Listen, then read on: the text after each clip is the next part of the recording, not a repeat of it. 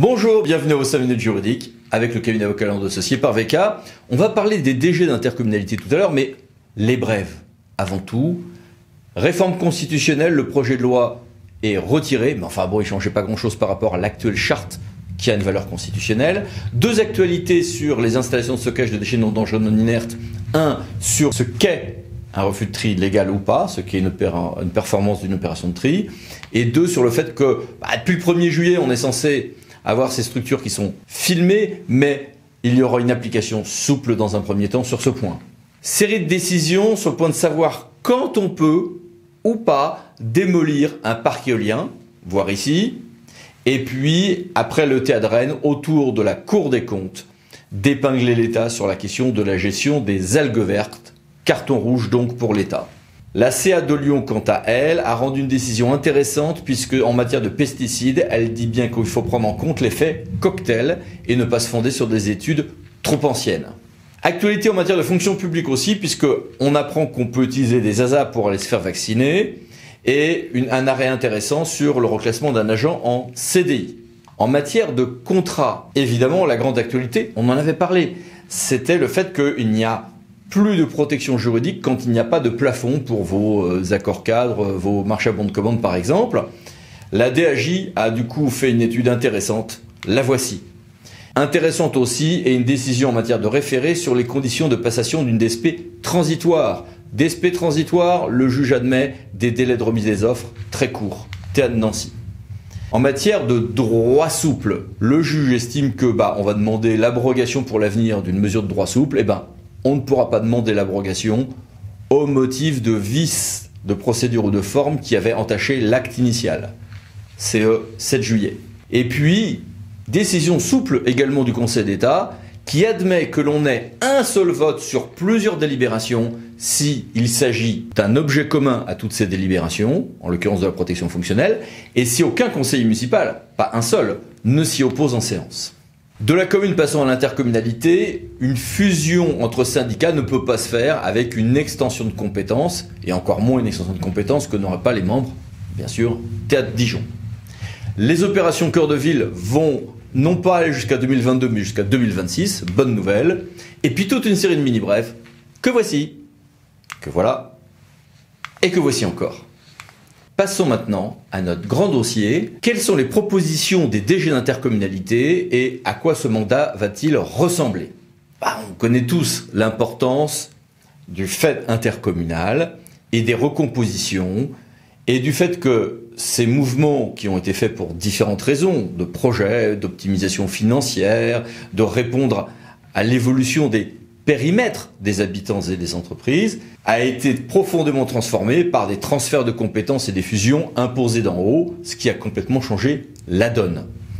Dans ce cadre, au Grand Bornand, l'association des DG d'Interco s'est réunie et nous avons voulu interroger le nouveau président de cette association, que je remercie d'être avec nous. Merci Monsieur Ramis d'être avec nous. Bonjour à toutes et tous. Et première question, quels vont, à votre sens, être les enjeux de ce mandat pour l'intercommunalité à fiscalité propre? Évidemment, on est sur un mandat qui s'annonce assez complexe, parce que, évidemment, crise sanitaire que personne n'avait vu venir.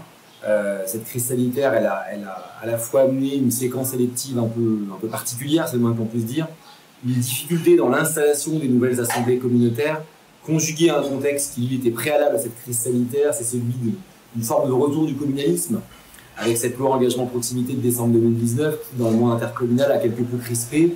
Mais de notre point de vue, ce contexte, une forme de retour vers la commune, ce contexte peut paraître a priori négatif, ne l'est pas tant que ça, mais même peut-être au contraire, c'est probablement une opportunité pour le monde intercommunal pour apprendre à faire autrement. Et les enjeux, ça va être d'arriver à mieux exercer nos compétences, donc l'Interco fait avec ses compétences. L'Interco aussi, c'est la deuxième partie du triptyque, doit mieux faire avec ses communes, y compris dans le cadre des compétences que l'Interco a par elle-même. Mais aussi et surtout, et ça c'est plutôt le sens des évolutions législatives récentes, l'Interco doit apprendre à faire par ses communes. L'Interco est probablement plus que jamais l'échelon pertinent de solidarité, de cohérence, de cohésion, mais pas nécessairement toujours un échelon de gestion. Ça peut parfois être un échelon de gestion, mais parfois pas. Et quand on estime que ça ne l'est pas, c'est là où le partenariat fort et nouveau en tout cas plus profond avec les communes, doit intervenir. Donc pour résumer, l'un des gros enjeux pour nous, c'est évidemment un enjeu de gouvernance, d'acculturation, de maturité de ces nouvelles intercos, parce que je rappelle qu'une sur deux a disparu il y a 4 ans. Et pour cela, la balle est dans le camp de l'interco, à elle d'être plus humble, plus à l'écoute, mais pour être encore plus efficace et plus solidaire envers l'ensemble de son territoire. Et dans ce cadre très particulier, quelles sont vos propositions? Nous, ce que l'on souhaite, c'est vraiment profiter de cette dernière séquence législative avant la clôture, avant la fin de la législature et de la mandature nationale, pour pouvoir mieux décentraliser, non pas forcément plus, mais surtout aller vers une vraie différenciation. Une différenciation meilleure et surtout à double échelle. Une différenciation au niveau national, c'est-à-dire qu'on puisse, selon la réalité des territoires, appliquer une politique publique différemment dans le rural, dans l'urbain, etc., sur les zones littorales, les zones de montagne, mais aussi une deuxième forme de différenciation, c'est une différenciation à l'intérieur des périmètres intercommunaux. C'est-à-dire à l'intérieur même des nouvelles intercos, on doit être autorisé de manière législative maintenant à pouvoir appliquer différemment certaines dispositions législatives et réglementaires pour mieux coller à la réalité de nos territoires. Et c'est vraiment cela qu'on attend. Et en ce sens-là, ce projet de loi va dans le bon sens, mais il faut vraiment qu'il aille beaucoup plus loin que sa version originelle.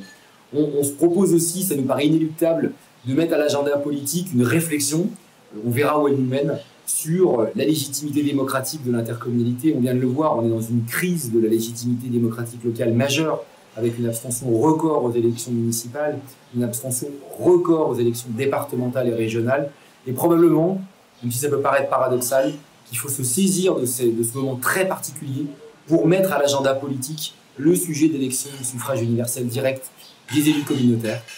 Il faut à minima y réfléchir, poser sereinement le débat, car de toute façon, c'est l'ensemble du ressort territorial de son mode électif jusqu'à ses modalités de fonctionnement qu'il faut repenser, considérant la crise démocratique et la crise de légitimité élective que nous vivons. Eh bien, merci beaucoup, monsieur le directeur général. Au revoir. Et merci à vous aussi. À bientôt pour une nouvelle vidéo, les 5 minutes juridiques, parlant de associés pour VK. Pensez à vous abonner. Merci, au revoir.